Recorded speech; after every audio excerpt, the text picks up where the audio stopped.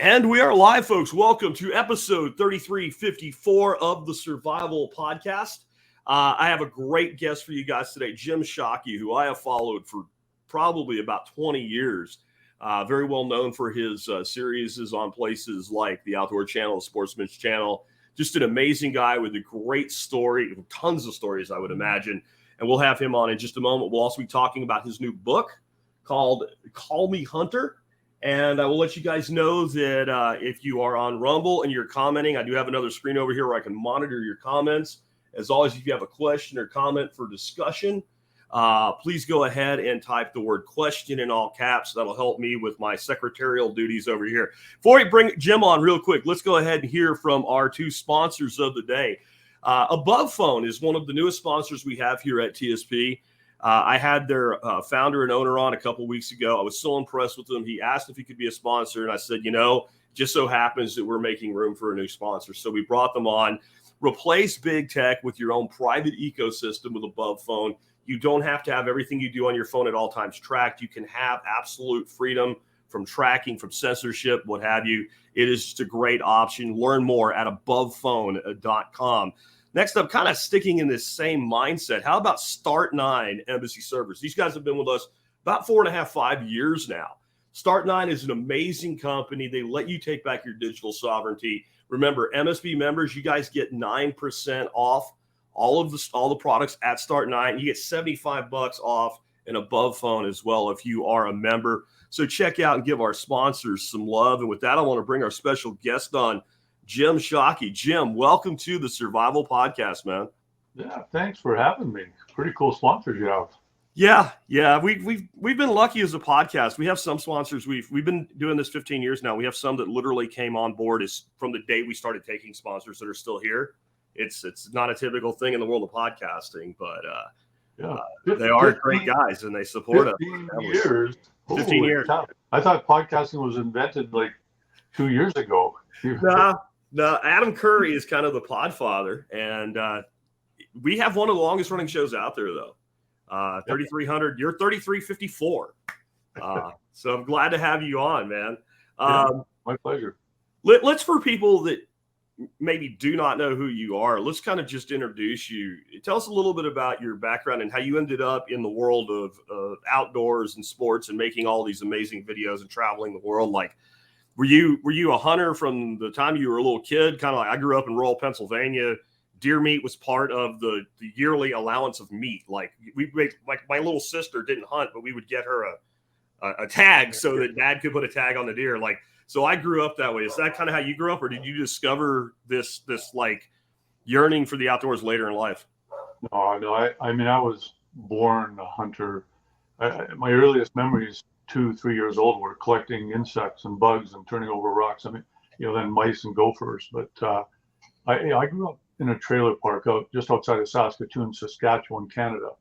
And if my dad didn't get a moose every fall, you're talking deer. Yeah. Deer, I mean, we hunted deer as well. But if you didn't get a moose, we didn't eat meat. I didn't realize you could buy a cow until I was high school. We ate macaroni if you didn't get a moose. So it was a pretty big deal for us growing up. I mean, we truly lived a field to table lifestyle, big giant garden, froze all our vegetables, canned everything, and ate wild game. Same, bro. One of my favorite quotes by you is "The hunter eats like a king," and I think there's a lot of truth to that, And I guess it goes all the way back to England and the king's deer type thing, where it was reserved for royalty. And in North America, we're very blessed that we have so much opportunity to go out and take game. Yeah, that came from an Inuit friend of mine. We were up in the Arctic. I think it was about the 10th day of a 14-day trip, and we were out of food. We went from Kugluktuk up in the very north, used to be copper mine, almost down to Yellowknife, and then back on snow machines in May. And we were sitting in our little canvas wall tent, literally freezing. It was like 40 below, true ambient temperatures, 40 below, and we had pilot biscuits. That's all we had left. And he looked at me and said, we're eating like kings. And it truly, when you're in the wilderness and living that field to table lifestyle, you're eating like kings. And that was never truer words have been spoken. So Yeah, that's where that originally came from, and I've lived by that ever since. Thought about it every single time I eat wild game or fresh vegetables from our garden. Agreed, man. And the kings of old too, the kings that went out and did stuff, not the royalty of the day that sits in the background. And like back in the day, the king led his own army into war. Yeah, And I think that's the kind of king you're eating, like that king of old. yeah, of course, the Renaissance kings of the day. I mean, I'm not throwing stones at the modern. I got Or, you. I don't want to say I don't want to throw stones. I mean, I probably have, but yeah, they were. It was a different time back then. Nowadays they're more socially, politically correct, I guess. So I ended up getting you on because I got connected with someone from Simon and Schuster about another author, and I started talking to this guy, and really good dude, and he's like, here's some of the people I have, and I'm like, Jim, let's get him on now. Like, we've worked you in. I usually do one interview a week. We've worked you in to get you in the first available spot because I was really excited about it. But I had no idea that you were about to release a novel that people that are on the video anyway can see behind you there on the board. Call Me Hunter. And I was like, I've read your other book that was more like an adventure book. I grew up reading people like Peter Capstick and Robert Rourke. And I mean, like, in my head when I was a teenager, climbing over a hill on a shell bank to shoot a crow, I was Robert Rourke dropping the crosshairs on a cave buffalo. So I really like stuff like that. But I was kind of surprised you decided to release a novel. And as I read up a little about it, it's not really like a novel like spins like African Hunting or something. It almost reigns almost like a spy novel, though that's not what it is. You want to tell people about it and why you decided to write a novel versus something more like a adventure biography or something? Yeah, when I was 10 years old, as I said, we lived in a trailer park, or I grew up in a trailer park, and I decided then two things: that I was going to have a museum someday, a natural history museum, which I started then. Okay. But my first seashell was still in our museum. I'm in our edit suite in the museum, but and it's 17,000 square feet. It's a big place. Dinosaur skeletons, woolly mammoth skeletons. So I started on that journey then, but I also knew that I would be a novelist one day. I read J.A. Hunter, his book Hunter. I was grade 5. I was 10 years old. I went to so many detentions because I wouldn't read See Jane run and see Dick do whatever Dick does. So the teacher would send me to detention, which was great. I got to read my J.A. Hunter book again. I read it 3 times when I was 10 years old. So I started my first novel when I was 10. I wrote the first, I think about 8 pages. I got into it and realized I didn't have a story until I was 10 years old. I couldn't even hardly write. I couldn't read before that. So I tabled that, put it aside and continued on the museum quest and living life. I penned the first lines of Call Me Hunter. Zhivago was dead. I killed him back in about 91, 92, 93, somewhere in there. And I realized again that I still hadn't lived life enough to be able to tell a story, my story. And so I spent another 25 years on the road before I stopped international travel. Mozambique, October 2018 was my last international trip. And I decided that in 2016 because I knew I had to get this novel out of my head. I mean, sitting on a mountain in a customs office somewhere in the, Asia or just on airplanes. This thing I was writing it in my head. So but I knew if I didn't stop international travel, and it was 306 days a year on average for 20 years on the road. If I didn't stop that, I'd never write it. So I sat down in November of 2019 and started writing. And then COVID hit shortly afterwards, and couldn't do anything up here in Canada. They basically handcuffed. I was going to say the timing, as bad as some of the lockdown stuff was, like the timing for someone that wants to stay in and write a book couldn't really have been better. No, I think there's a lot of books written in that period, which means there's a lot of competition right now for my book coming out. Yeah. But it's a, I could have, well, I shouldn't say I could have, I have. I've got 4 other books that are ready for design and release. two humor books, one sort of about guiding, and one that's about Louisa's and my life, my wife, my soulmate of 39 years. And those are ready, but that's not what I wanted to release. I want Call Me Hunter. I want a novel. I want my story out there. So what it is I didn't have to make very much up. You know, it's a fictional thriller, but I'd call it a autobiographical, abstract fictional thriller. So if you took Da Vinci Code and mixed it up with Girl with the Dragon Tattoo and threw in a little Hunger Games, that's kind of what you're getting on Call Me Hunter. And you know, your question, why wouldn't I write a straight autobiography? I've got my journals. I've kept journals religiously my entire traveling lifetime, and just my journals on Africa alone were 1 million words. So we're editing that down. I've got it down to 180,000 now, but I've got to get it down to something reasonable, 100,000, 130,000. And then, you know, those will eventually get released. Asia and South America, North America, those will all come out. But that, you know, that to me isn't satisfying or challenging enough to, you know, writing about the outdoors and living that field to table lifestyle adventures. That's pretty easy. I mean, I've written 1,000 articles for magazines over the years. That's how I started my career back 39 years ago. I wrote my first article for a magazine called Bullbender magazine. Kathleen Windsor was the editor, paid me $42 for it. And that started on my writing outdoor career, which probably gets into some of the other questions you had. But the challenge of writing a novel is to me, that's a worthy challenge. And so I sat down and wrote Call Me Hunter. And like I say, it's a fictional autobiography. The way to describe it is 80% of it is true. Okay. The 20% that would put anybody in jail, that's the fictional part. Yeah. So it's for everybody to decide when they read it. I think that's what fascinated the Simon and Schuster people is there hasn't been anything quite like that. I lived life first and then wrote a novel, not was a writer first and made stuff up. I didn't have to make a lot up, like I say. I think what's interesting to me is that you had this stuck in your head when you were a legitimate kid, right? And it took 30, 40 years of life experience for it to be fully realized into a novel. And that means it was something that was clearly important to you. And I like blending in the reality and then adding the fiction because you got to make a novel out of it. And then at the same time, like, I'm not going to tell you, you figure it out for yourself. I kind of dig that.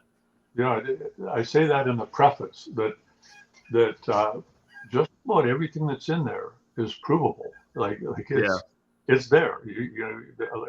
I talk about Goldie Hawn and Michael Crichton and what the lady from my brain's gone dead now, from WK, Lonnie Anderson. You know, okay.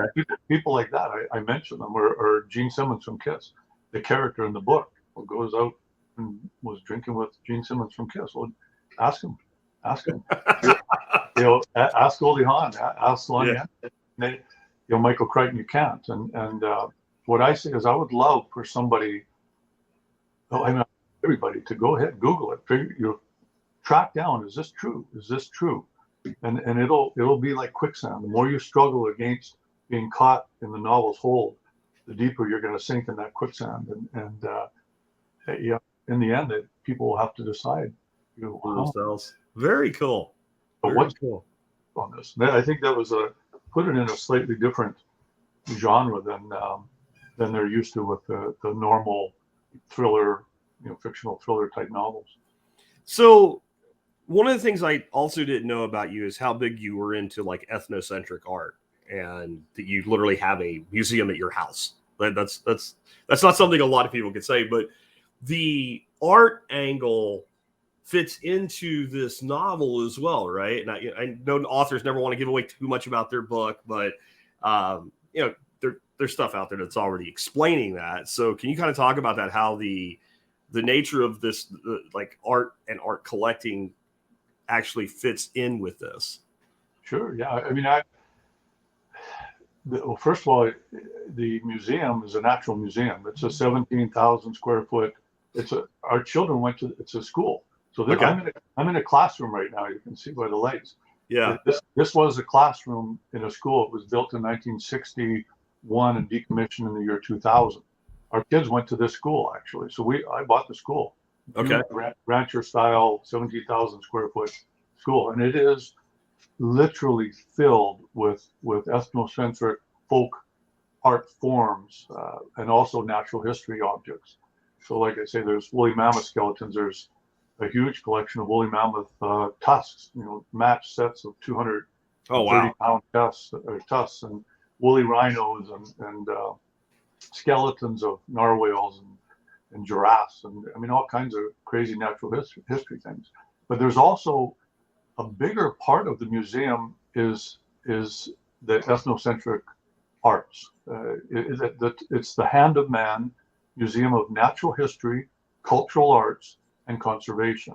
So conservation is the educational component of the museum, but the cultural arts make up a large part of it. Maybe not the most dramatic part. I mean, when you walk in and there's a full 47-foot long Giganotosaurus, which is bigger than T-Rex, a theropod, skeleton, that's pretty dramatic. It's hard to match that with masks from all over the world, tribal outfits from all over the world.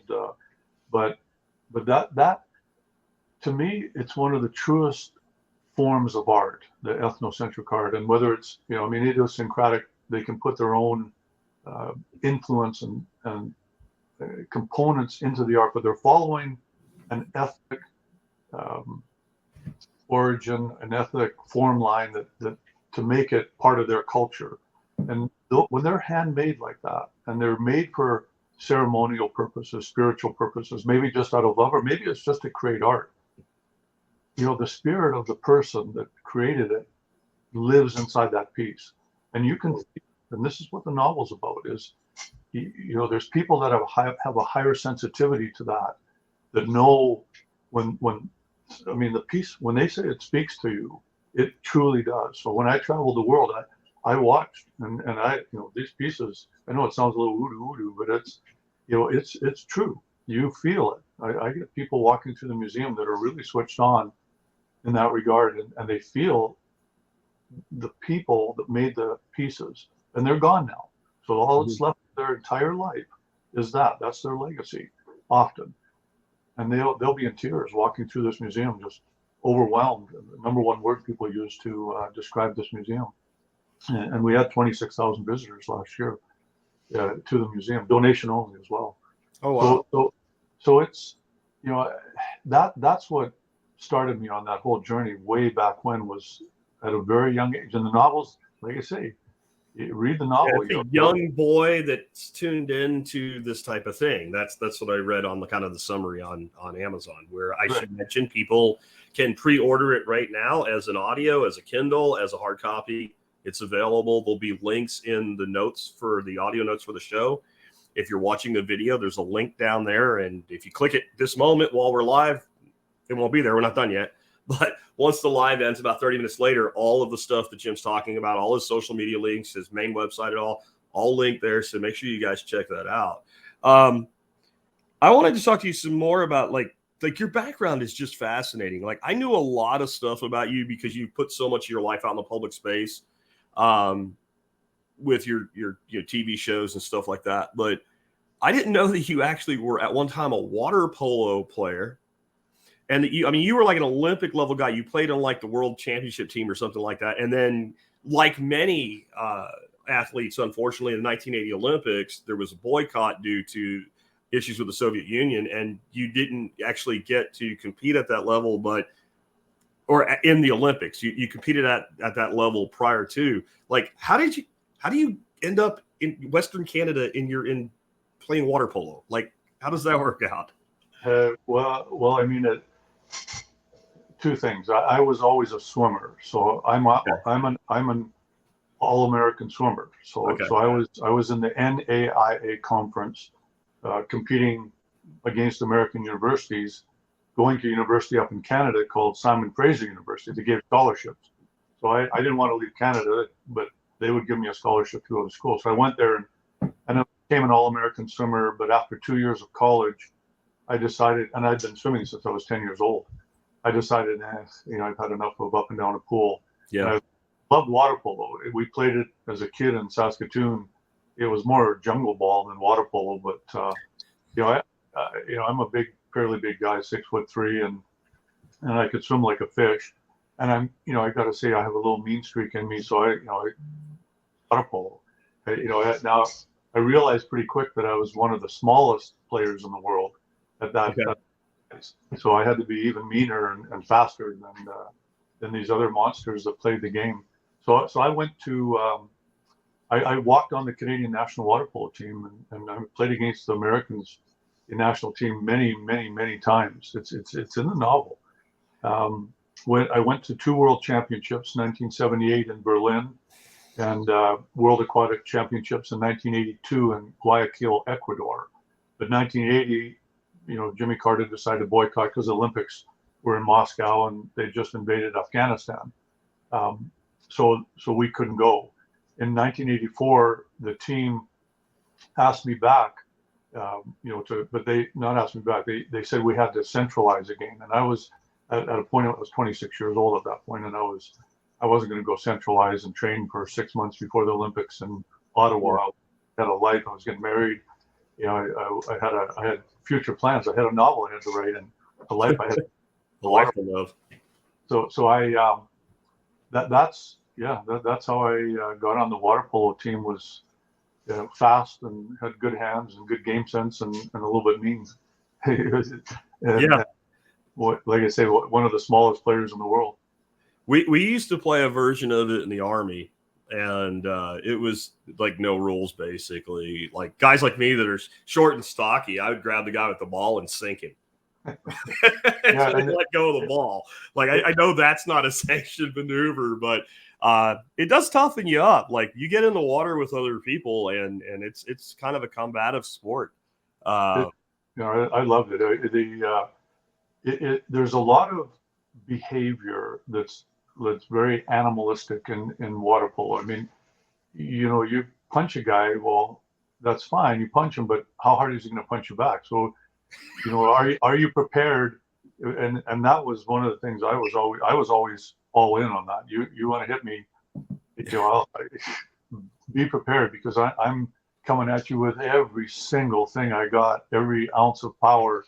If you cut a guy, then they had to be pulled out of the water, right? They couldn't play if you're cut because the water turns red everywhere. In 1956 Olympics in Australia, Russia was playing Hungary, and Russia just invaded Hungary, and so it was a bloodbath. It was just a bloodbath. And the sharks in the pool, man. Yeah. So since that day, anybody that gets cut in the water. So the only way I survived was to make sure that I would just cut the guy, whatever, with elbows, whatever. It didn't matter. It didn't matter. The only time I made an exception to that was playing a club team in Germany. And this guy, I never have seen anybody this thick and this wide. And his head was, hang on a second, you got, his head was this wide. So his water polo cap, one ear would be covered, the other one was on top of his head. And hairy. And I was checking him, and he was checking me, and he did something to me dirty, and I said, okay, that's, and I went bam, and whoever it was, I didn't care, and this guy goes doink, and I hit him with everything I had. Yeah. And he looks at me, and I turned around, I see this big head with his water polo hat not fitting, and he said, my turn. The whole play was going this way. I was going this way with this big monster. So our team, their team probably scored a goal, and I substitution, and I told the coach, I don't feel so good. I don't think I should go back in the water.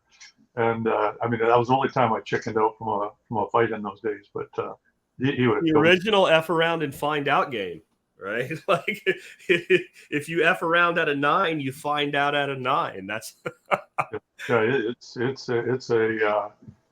loved it. It's a fabulous sport, and like two big predators meeting at a water hole. If you kind of look around at each other, and why fight? Because someone's going to get killed, someone's going to get hurt real badly. Let's just back off and let's play the game. Yeah. But when you get two of you that think you're both apex predators and you're going to win automatically. It was such a great game, but it's in the novel. All that's in the novel. That's cool. That's very cool. You also spent some time. You served in the Canadian military. That I also didn't know about you until I got this show booked and did some background research. What was that like, and what made you decide that that's what you wanted to do, or were you part of the draft at some point? I know Canada doesn't have that anymore, but that was. I want to make it very clear. I did not come up through the ranks of the armed forces. I was honorary lieutenant colonel of 4 Canadian Ranger Patrol Group. Okay. So up there in Canada, we're on the British system, our armed forces. So the troops can pick a commanding officer that worked with the commanding officer. So I was tapped on the shoulder and say, the Rangers have picked you. They want you to be their, I wouldn't say a titular head, but it is, because it harkens back to the days when the troops wanted to get paid and the government couldn't necessarily pay, so they could pick a duke and the government would make him a general or a lieutenant colonel. And so the troops would get paid and the general didn't have to go through the ranks, and he was walk around in full uniform. On the field of battle, he and I would have had to defer to the actual commanding officer who held an equal rank. So it's an honorary lieutenant colonel rank, but full uniform. I mean, and Rangers are irregular forces up here in Canada. So I asked, do you want me to get my regulation haircut? And they said, no, we want you just like that. I say that that's a favorite of all the generals whenever you have to gather for whatever reason.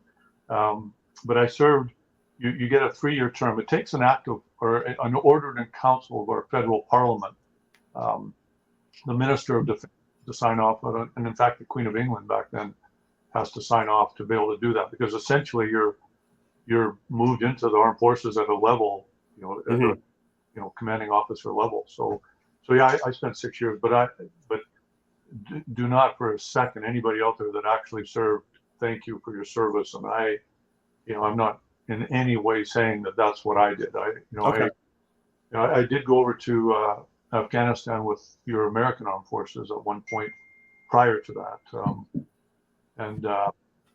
But that was for a different deal. Okay. That's actually very cool, though, to be selected by the troops themselves. That's never really been a historical thing in the U.S. military directly, but indirectly it has, in that the early militias elected their officers. And it says something about a guy when the troops want that guy in that position. Let's talk a little bit about your life of adventure, is kind of what I titled this. Like, when, like you and I both grew up hunting, period. Like, that was just part of our lives. How did you move from that into a world where basically you're living the dream? You're like traveling the world, documenting your hunting and making a living doing it, because that's something very few people have been able to do. Yeah, I mean, I was probably unemployable, so I didn't have any choice. I had to do it. I had to survive in that world. I remember my dad when I sold my first article for $42 to Bovender magazine. That was 40 years ago now. Oh, wow. And I was 25 years old. And he said, "Don't." I said, "I really want to get into. I think I can do it." He said, "Almost nobody makes it in that world." Like you mentioned Capstick. He mentioned Jack O'Connor.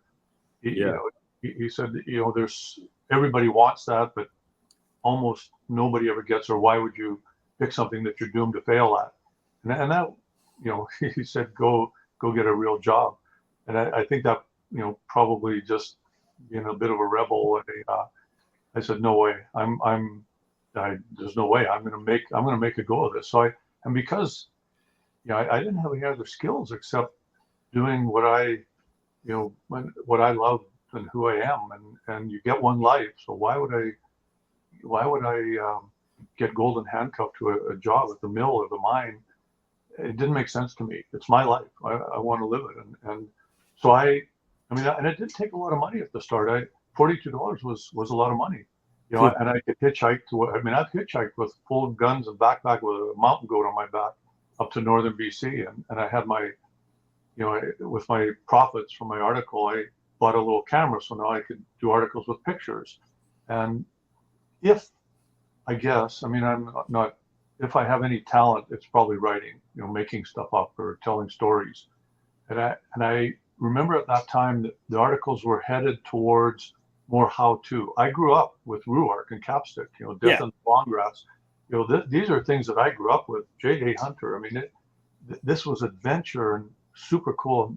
By the time 40 years ago, the magazines were starting to head towards, how to hunt a whitetail deer in his bedroom, your best caliber for whitetail bucks, Sure. the secrets to getting your big bull, whatever. But I mean, I'd look at the pictures and read the captions. I wouldn't read the articles. I wanted adventure. I wanted storytelling like I grew up with. And they told me that there'd be no demand for that. And I think you're wrong. I think hunter's a hunter, even though he loves whitetail hunting and turkey hunting. If you're hunting a black and rufous elephant shrew on Zanzibar Island and off the east coast of Africa, if you tell a story around that, an adventure story, Yeah. I think people are going to be fascinated if they're outdoorsmen. And so that's what I did. I went all in on that. I lived in British Columbia by then, so I mean, You're the freaking Jimmy Buffett of your world, where he was turned down by like 28 national producers and became one of the greatest stars ever, and keeps doing it his own way. And what you're saying to me, it makes no sense the way that the conventional space would push back against that, because that's actually what I care about when I watch something or read something about somebody going hunting. I've seen, and I don't mean to put anybody down, but I've seen like 100 turkey hunting shows, and it's basically like that's. I mean, really, that's you called the turkey and you shot the turkey. Great. I'm actually more interested about, like, how did you figure out where you were going to target this animal? What went on? What were the challenges that you faced in going on this hunt or whatever adventure it is? That's actually way more interesting to me.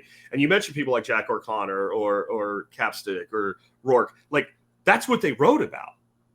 That's what the animal was a piece of the story, right? And I remember in Use Enough Gun, Rourke talks about if you kill the animal to make it immortal, then you've truly done something. You'll always remember the day of the lion or the day of the buffalo. But if you kill something just to kill it, then basically you've committed murder. There has to be a purpose. There has to be a reason behind it. And that story is a huge part of the reason behind it. Of course. We've been vilified and marginalized in the mainstream media really since Bambi. And to be fair, I mean, Ruark, I mean, there's some stuff that maybe was written at a time where it doesn't quite translate into modern sensibilities. I could put it that way. Yeah. And I would say may have even been a catalyst for some of the problems we're having with our mainstream point of view or a stereotype of what hunters are. Those guys were, I mean, I don't want to say misogynist, but they certainly, the higher. They were men of their time. Yeah, they were men of their time. We can't judge them, but I think they also, that pendulum as it swings, they took it right to the peak, and then people, said, so now we're dealing with the fallout from that. Wonderful for them, not so great for us. But the problem that we've had is that the mainstream media, the people that don't hunt, and there's 10% hate us, 10% are us, 80% in the middle. And the 10% that hate us, they focused in on that kill. Yeah. They think all we want to do, we're bloodthirsty louts that have no higher sensibilities. We're just going to spit on the floor and kill something, and that's what we enjoy. Well, what you're saying is exactly what I believe too, and every true outdoorsman believes that that's a tiny, tiny little part of it. They're go bang. Yeah. That's a tiny part of what the actual process of being a hunter and hunting actually is. It's the camaraderie, the friendship, the family, tradition, the learning, the skills, being in the outdoors, the fresh air, the exercise. I mean, you just go on and on and on. The problem when you're, television, you have about 14 minutes on a 30-minute show to tell that story. And I mean, in today's age, we come on, let's fast forward onto the, we want to see this part. And as hunters, that's what we did. Well, non-hunters looking at it say, well, that's all they're interested in. So it was a bit of a perception, and what I try to do on our television shows, the professionals, Uncharted Yukon, was to show everything else, and how important everything else is to being who we are as hunters, and what hunting is all about. So we did that through storytelling, and we reached an audience that was outside of the straight vertical hunting market. Women that didn't hunt, men that didn't hunt. Again, people that are in that 80%, they would watch our show and they go, "Oh, that's pretty cool. I love the horticulture part. I love this conservation component. I didn't know that. That's really cool." And it's all in the presentation. The problem is we didn't have access to mainstream media. That got out of our hands and our control, and they could say, "No, we're not giving you a big audience." The distribution of the signal was the hard part. So we end up on the networks that are fairly vertical in their hunting, outdoors, fishing oriented programming. So we tried to get outside of that, but it's a difficult. We lost a lot of decades, and now we're trying to fight back. Get it back. And I think like one of the things you made me think of with that discussion there is that there's this meme that like the worst thing you can be is a trophy hunter, and they act like that means a guy shoots a giant elk, cuts the rack off, and leaves the animal. Like that never happens. That's not what happens. And I can go all the way back to when I was 13 years old, my second year deer hunting with a bow, and I let like 20 does walk that season, and it was the second to the last day of the season. I hunted every day after school, standing in this little bitty climbing tree stand, and I took a little closed rack 7-point buck. But to me at that age, that was a trophy.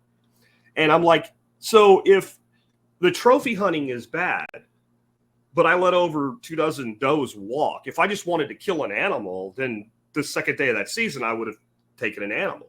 Like it requires discipline. It requires putting things off. And it's not like just because that animal has nice horns or a nice rack or what have you, that it goes to waste.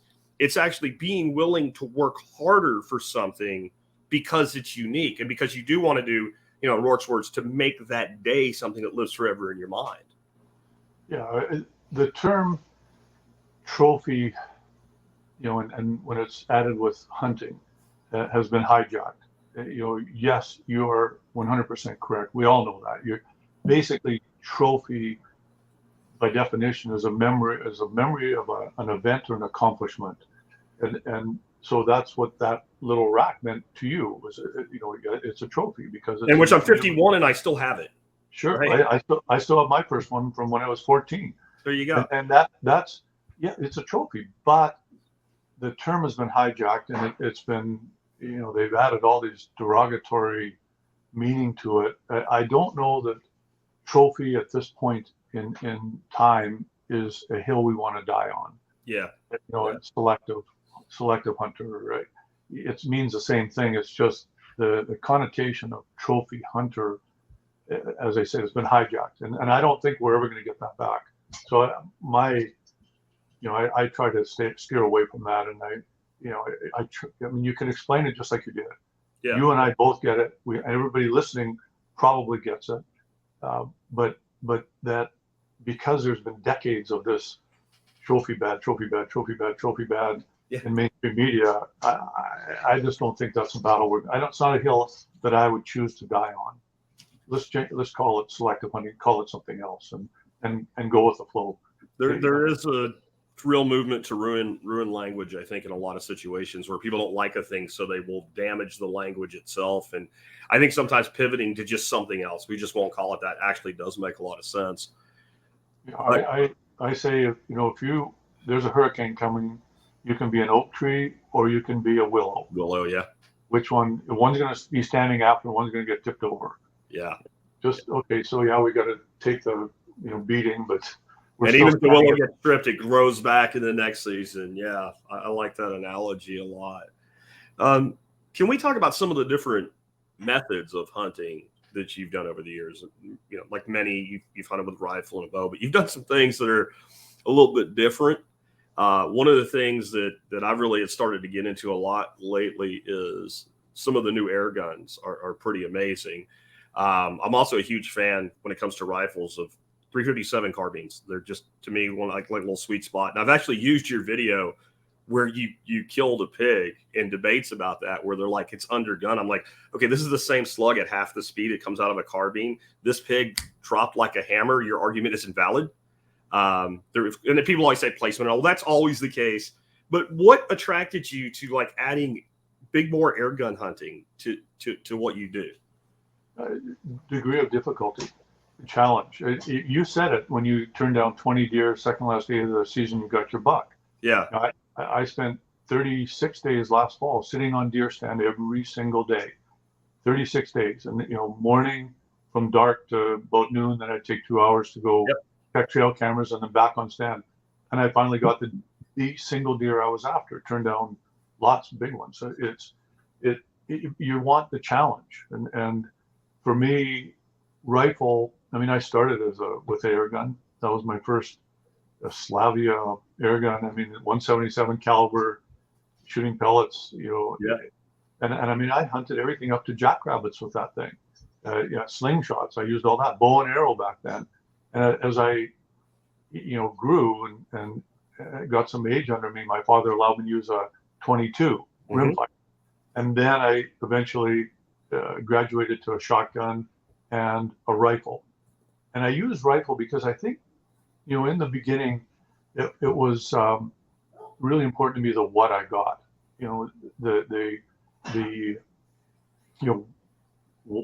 What I hunted. So I'd use a rifle because I could be sure of getting an animal. But over time, it became the how I hunted.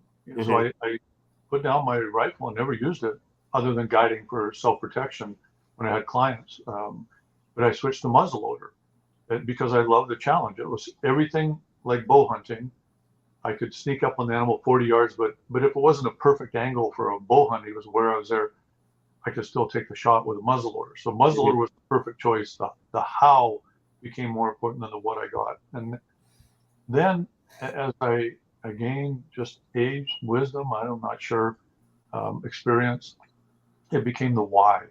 Why I was hunting and to be out there, not to kill something. So I went back to bow and arrow and went back to my roots and it just made the challenge, the degree of difficulty so much greater. The air gun, it's fabulous. I actually worked out something called an air bow.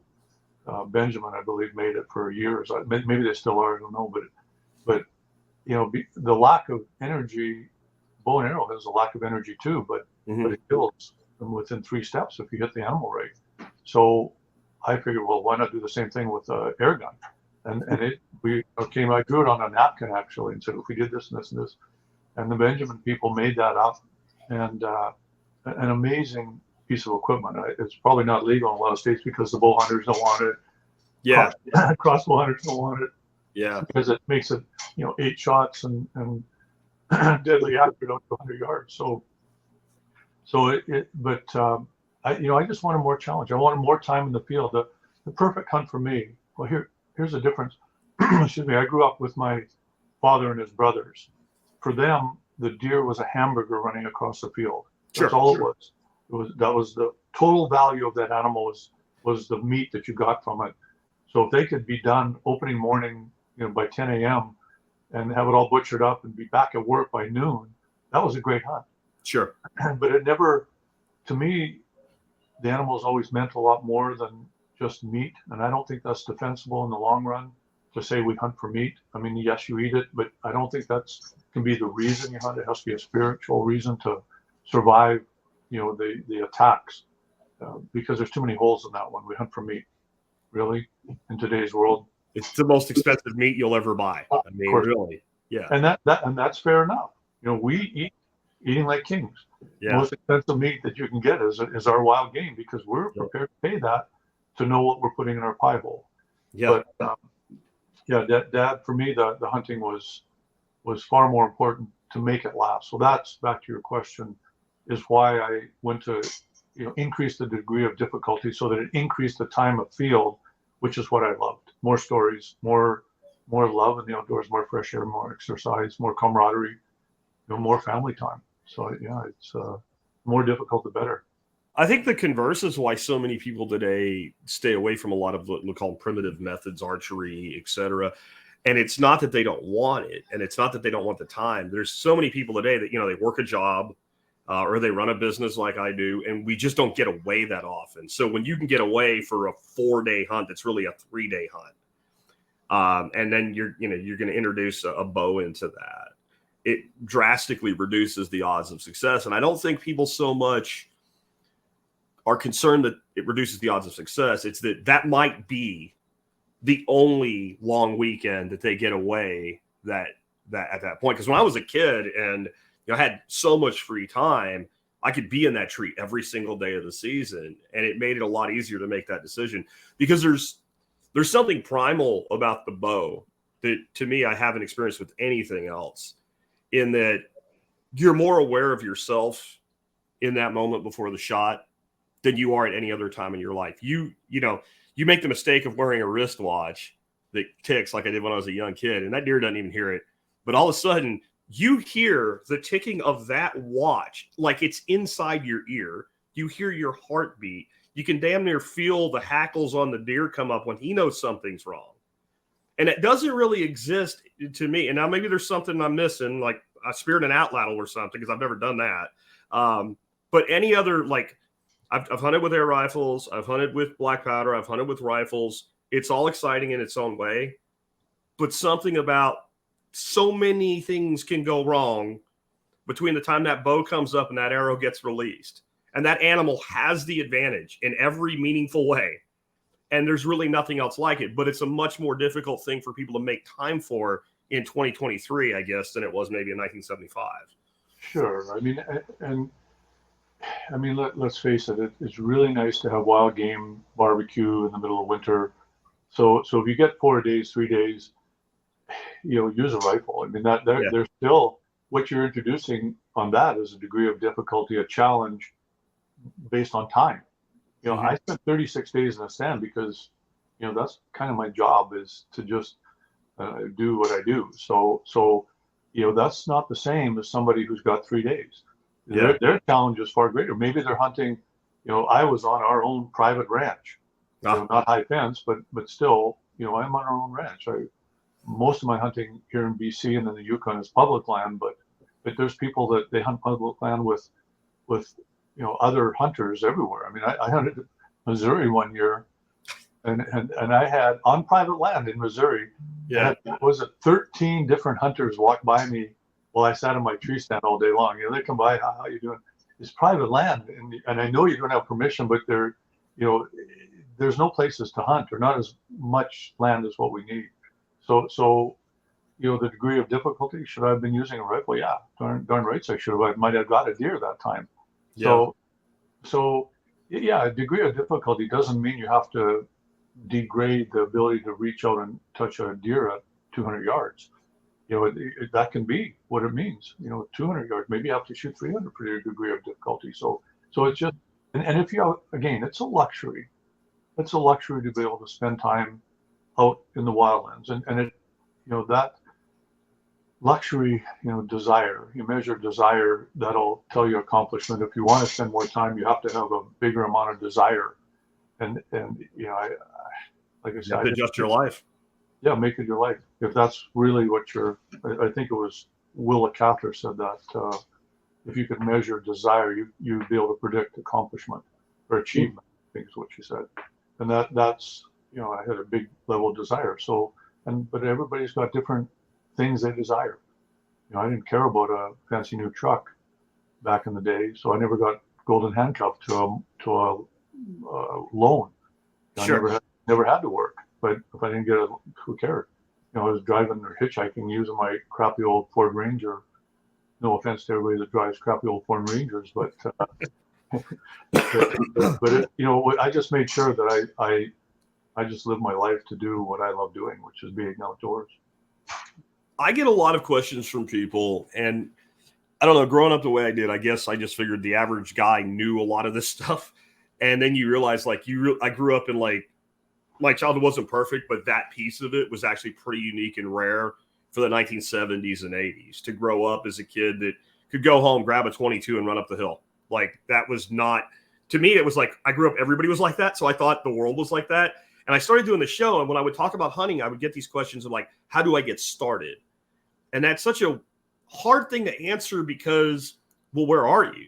Like where I grew up in Pennsylvania, you could literally go down and join a rod and gun club, tie yourself into the community of hunters. And once you were there a while and, you know, you just weren't some recent come along, like people would help you out. And there was tons of public land, has its own challenges, like you mentioned. Like one of the reasons I got into archery is because I didn't want to get shot in rifle season. It's 2 weeks long. It was a sea of orange everywhere. But what would you advise the person that like, they really want to get into this, but they have no background at all? Maybe they know basic gun safety or what have you, but they really don't know where to start. Yeah, I mean, a question like that is probably coming from someone who's living in an urban setting. Because if you're in a rural setting, it's kind of not a question. Mm-hmm. I mean, it just isn't. You want to go hunting, you know, go over there or go in the back 40 or, you know, go down to the bar and the guys will be, before the season, all talking about where they're going. And I mean, you know, there's gun clubs, there's 4-H clubs, everyone's a farmer rancher. So it's not a question that you'll get from somebody that's in a rural setting, unless they moved there from California or New York. But so it's probably an urban question, in which case, you know, it's problematical.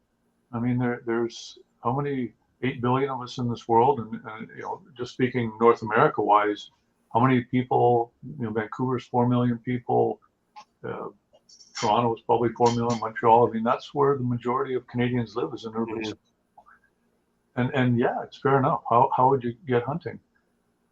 Move. Like, yeah. Nowadays, you know, hunting, not, you know, we always want more and more hunters. We want more hunters. We think that's the panacea for the issues we have for conservation, wildlife management, but also participation, numbers, the voice. But they're, you know, it's just sad. We all want more hunters until we get out there and there's other hunters in the way, right? and that's the problem. Yeah. You know, that is the problem. And then, you know, that's exacerbated by, you know, rich people with lands. You know, I've got a ranch in Saskatchewan. You know, I grew up in a trailer park. I earned every penny I've ever made. I left home with $300 in my pocket. And you know, so to me, well, you just go work hard and you get a ranch. Maybe I was lucky, right place, right time. I don't know. And it's not, you know, lots of people say, I can't, it'll never happen for me. And so then they, you know, they're hunters, but they hate me because I've got a ranch, you know.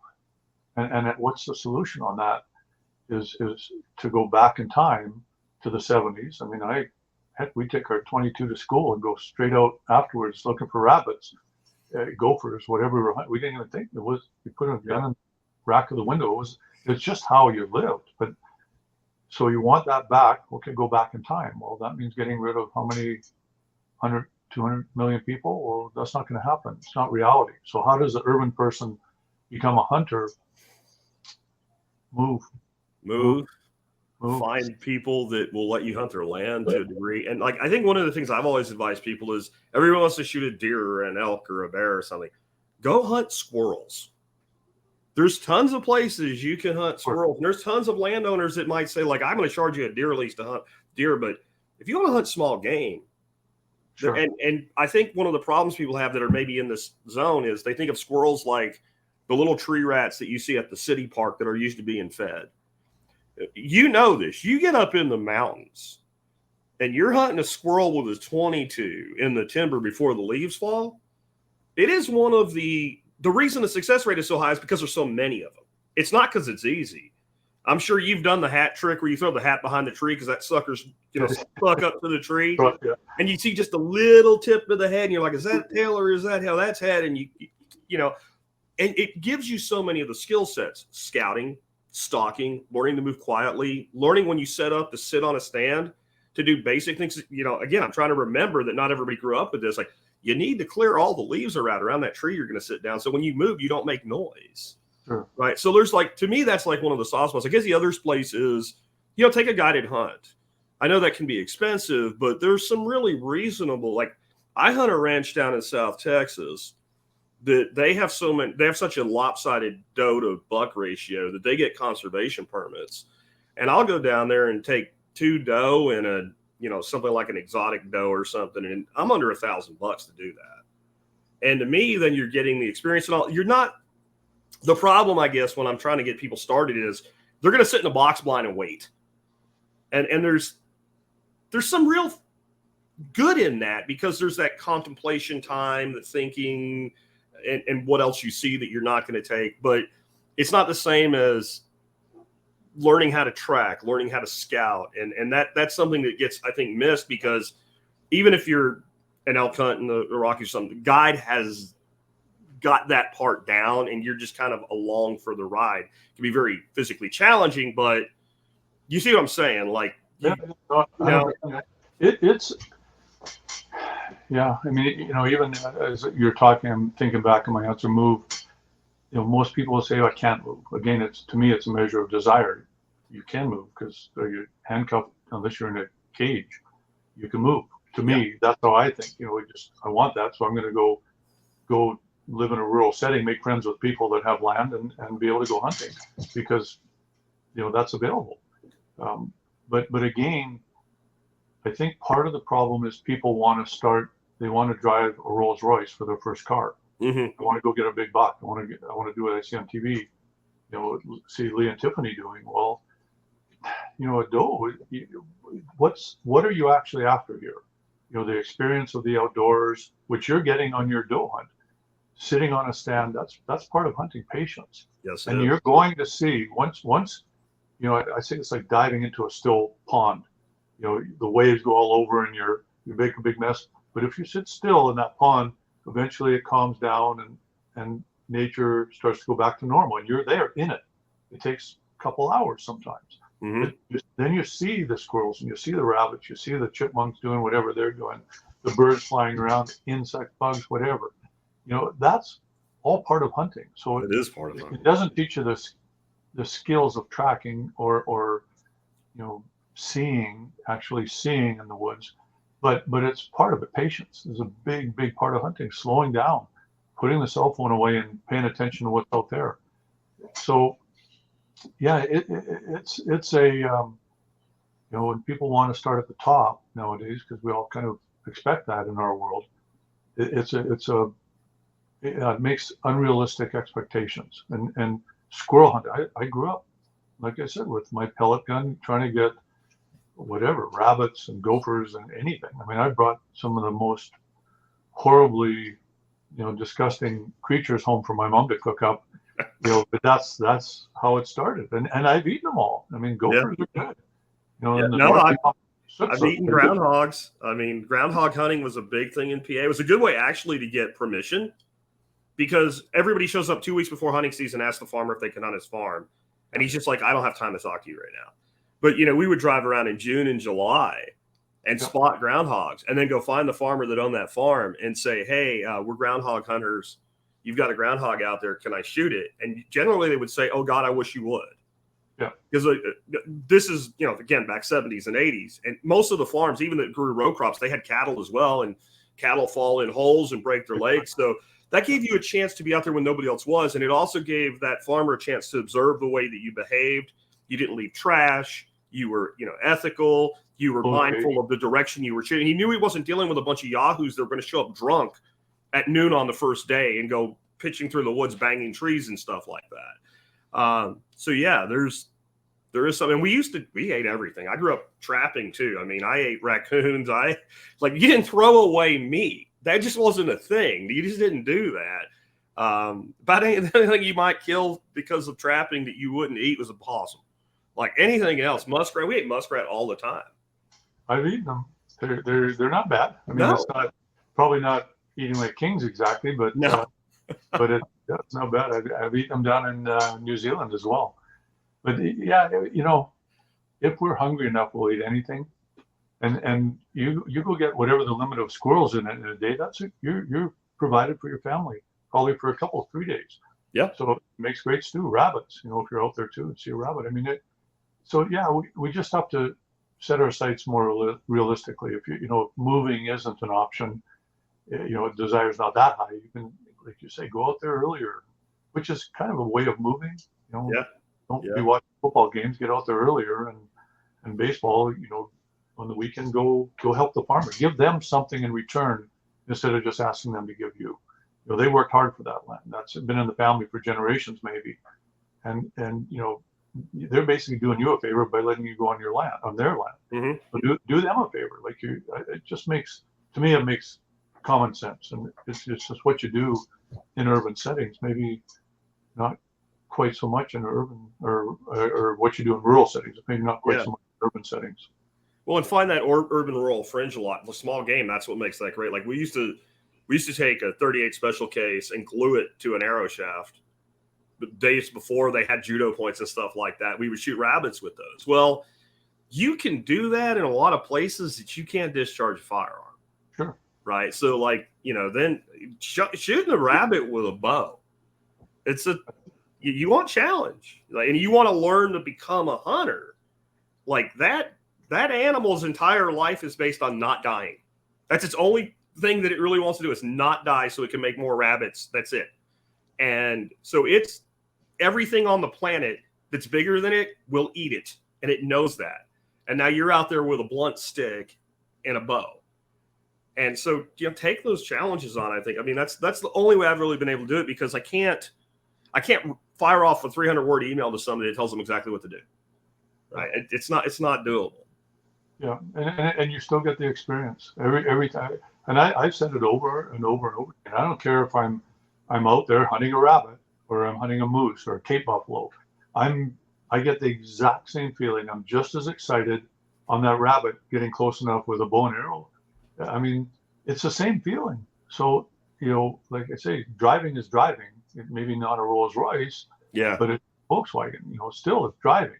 And hunting is the same thing. Get out there and just enjoy all those other aspects about it, as opposed to looking at attaining this goal, which is to get this whatever for your wall. That's not the big part of hunting. It's not what hunters or hunting's about. For the person that does have experience, they do hunt, but they want to go do something different, but maybe not hire a guide. Like, is there like a bang for your buck hunt in North America that you think it'd be a good idea, where you can use public land and all? Like, what springs to my mind immediately is antelope in Wyoming. Like, anybody can get a tag, success rates are really high, plenty of land to hunt, but you're out there on your own. Is there anything like that particularly springs to mind for you?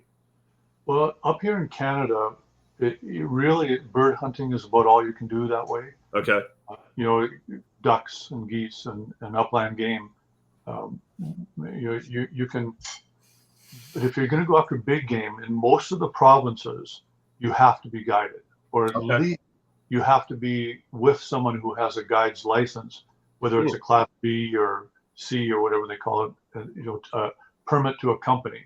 I think Alberta has that, but BC, if you're American, no, you don't have any choice. You've got to go with the guide if you're going to do things legally. So there's a reason for that, because the woods would be filled with 1 million hunters every fall, and the wildlife, for management, you just can't have that. Yeah. Alaska, you can do self-guided hunts. You're going to have to be, an intrepid adventurer to do it, because you're going to have to hire an airplane to drop you off somewhere and go in your canoe or raft down a river and get picked up again at the end of it, dealing with bears and looking for caribou and moose. I mean, that can be done. It's still going to cost you some money, and it's an exercise in desire. Who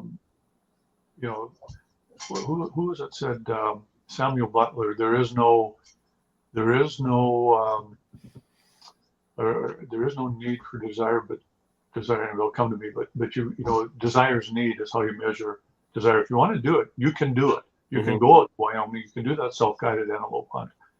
Canada, not so much. You're pretty well going to have to go with an outfitter, which I highly recommend anyway, because it's, they're you can get yourself in a pickle up here pretty easily. Yeah, I mentioned Wyoming. You got a lot of straight roads and a lot of visibility. And growing up in the Northeast woods, I've seen people spewing sweat, going in a circle without knowing it. When you're sitting in a stand, you're like, dude, you don't want to yell. Like, the road's right there. And if you went 10 more and they're lost, like, and the wilderness you're talking about is a whole nother layer of that. So I can definitely see the need for that for the person that has no idea where they're at. I mean, yeah. And the problem comes in is the expense, because it's not cheap. You do a wilderness hunt like our Yukon. My Rogue River outfitting territory is 12,000 square miles. I mean, it's massive. I don't know how many acres that is. Over 7 million acres, and there's not a single road in that whole area. Not one. There's one on one boundary on one side. But in the territory, you can take an airplane. Our airplane, you can fly for an hour and a half and not hit the far side of the territory. I'd never see a house, a road. There's no roads. There's no people. There's no nothing. I mean, it's expensive, because we have every single fork, every piece of food that, because believe it or not, we're not allowed to provide moose meat for the client unless it's a gift to them. So we have to have every meal cook something we fly in, and then we can give them moose meat as a gift, or sort of this is just as a friendship thing. So everything, and every piece of garbage has to be flown out. sure. Clients, the moose, everything's got to be flowing in, flowing out. It's expensive. Hunts are $30,000. Well, there's a reason, because 28,000 of that is cost, and there's no other way to do it cheaper. So the wilderness stuff, again, it's Rolls Royce stuff, and it's expensive, and unfortunately, not everybody can afford that. I wish they could, and I wish the wildlife could handle that. But in that whole area, we're allowed 45 moose. 7 million acres, 45 moose. It can't take a higher offtake or output of the animals. So that's why the guiding is kind of an important. I know there's lots of guys. I only do self-guided. And kudos to you. You're great. Have at it all you want, but you won't be doing it up in Canada. Sure. Not if you're American. You're gonna be guided no matter what you're trying to tell the world. Even if your TV show says you're dropped off and you're surviving and you're killing a moose, no, you're not. The guide's there with you. You're just not showing them. So it's yeah. To do Behind it the scenes spoilers with Jim Shockey on TSP. That's interesting to know, because I have seen where you look at people hunting in that part of the world, and it does appear as though they're completely on their own. That's one of those interesting things to know. It also kind of puts things in perspective. So, guys, when you see that you can go do a guided hunt in Wyoming or Montana for a combo mule deer and antelope, and you can do that for $3,000 to $4,000, not a bad deal. No. Not a bad deal, and maybe a memory that'll last a lifetime if you do it right, So go out and take those adventures. I do want to circle back here at the end, Jim, to your book again. Tell people, when is it actually going to be released? And again, I have links to it on Amazon anyway, and it's available anywhere books are sold for pre-order right now. And these links will be in the show notes. But when's it due out? And just tell people why they should read it. Its release date is October 17th. Simon & Schuster out of New York City, the biggest publisher in the world for commercial fiction, are publishing it. I signed a 2-book deal with them, so I have to write a sequel to this as well, and it's left in a way that you'll want to know what happens beyond the end of this first novel. Jack Carr, who wrote Terminal List, and he had 3 top 10 New York Times bestseller novels at the same time on that list. I mean, the guy, who was it? Chris Pratt did, the Amazon series or Prime, I'm not sure. Like, fabulous writer, and Jack said to me that and he's a prolific reader. He's a bibliophile as well, and he said this novel is you can't fit it in a particular genre. It's got to have a name on it, so they call it commercial fiction or commercial fictional thriller. But he said it sets a different standard, a different bar. And I think it's because there's so much truth and verifiable truth in it. A fellow told me years ago, decades ago actually, that the best writing is honest writing, and this is honest. There's very little in there that's not the truth. Like I said, the 20% that'll put anybody in jail, that's the part that's fiction. You can read into that however you want, but it's based in the art world, the underground of the art world. The premise is that you're born with an ability to recognize beauty, and so walk in an art gallery, if there's one painting that's absolutely world class, people that are born with that sense, that ability to sense that, and they sense it in different ways, they'll pick it up, and therefore you can make a living at it. Going around to antique stores and finding great works of art because you recognize it, you feel it. So that's the premise, with the added touch that there's an organization, an underground organization called Our World, that and they call it that because it is their world. They don't listen to, they don't follow rules or laws of nature, or laws of man, because they make their own rules and laws. And this underground finds these people that have this ability as children and recognize the ability to recognize fine works of art. And basically, like a cormorant puts a ring around their neck and sends them out to go find these masterpieces around the world, wherever they may be, recognize them when they see them, because people don't recognize it, that don't have that talent. So, in this book, I flipped the stereotypes. So the actual protagonist is a young lady, Nyala, after the antelope. But the anti-hero is a hunter. Wasn't a hunter to begin with, became a hunter, and he's kind of a conflicted anti-hero. The villain is an animal rights extremist. So I just totally flipped it around because, we've just had so much of the horrible Bambi killing, macho, blah, blah, blah, which, by the way, the guy that wrote Bambi was a hunter. Walt Disney twisted the whole story around to make it like it is. But, the idea of the original Bambi was conservation. But anyway, so I twisted. I did not know that. I'm going to have to dig into that one. Yeah, it's an Austrian author, written in the 20s somewhere in there. And he's a hunter. So it was Walt Disney that Disneyfied it and twisted it and basically started that pendulum swinging the other way. But in Call Me Hunter, the stereotypes are flipped, and it's a very interesting thing because it goes against the grain of mainstream media for the last 6 decades, since 1960 probably. So suddenly, wait a minute, so it's cognitive dissonance when but I like this person, but I hate that person, but that person is the person that I'm supposed to hate, but that person, so I mixed it all up, and I honestly believe if it does well, if we support it as outdoors people, hunters, lovers of field to table lifestyle, if we support it and the dollars justify it to the powers in New York that hold the reins and the distribution channels, they control them. If it does well, it's going to it'll crack that door open and allow many more of these. I say, wait, people really actually want to hear this instead of this stuff that we've been, just regurgitated over and over and over and over again. It's tiring and it's mind numbing. It's been done.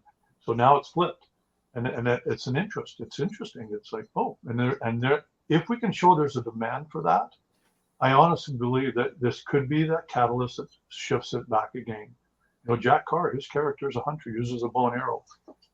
He maybe is the one that cracked it open in recent times at that level. Bestseller, New York Times 3 at a time, the top 10. And it actually was Jack that helped me get my novel published because, like Jimmy Buffett, I wasn't having a whole bunch of luck. A quick story on that. My agent, Esther Fedorkowicz, she's fabulous. She sent it off because it's almost written in a literary, it could be literature. It should be literature. It's written that well. I'm saying that. I'm not the one to judge that, but that's what they said. So they submitted it to 10 publishers who published literature, right? Like, nosy in the air literature. and not one of them read it. They all sent it back and say, we Googled the guy. He's too much of a celebrity. He can't possibly write literature. You know, it's like you have a following on social media, so you're too stupid to be able to write literature. You've got to be a down and out, depressive professor of failed literature. God forbid you find an author that can help sell the book. That would be insane. Yeah. Well, yeah, it's so then we didn't have a choice. It had to go into commercial fiction, and that's thank goodness, because and Jack Carr, to his credit, authors never do this. They never suggest another writer to a agent or a publisher, because if it's crappy, they've wasted that. You know, their time is so limited, 10 hours to read that book. Yeah. They basically are cutting their own throats, hanging themselves by doing that. Jack Carr, to his credit, read it, and he told Emily Bessler, who's the rock star of editing in New York City. She's discovered many of the great modern day authors. She loved it, and she got a hold of me, and they basically asked, "Did you actually write this?" I said, "Yeah, you actually write this." Yeah, and that was my agent Esther. Same thing. You know, she said my readers, because they have readers that read it before it ever gets to the main people. Yeah. And she had I'd met her before, and she had a paper in front of her. She said that was her first question. I have to ask, did you actually write this? And she said her 13 readers, who she says are the most jaded people in the world, because she gets 1,000 unsolicited manuscripts a month.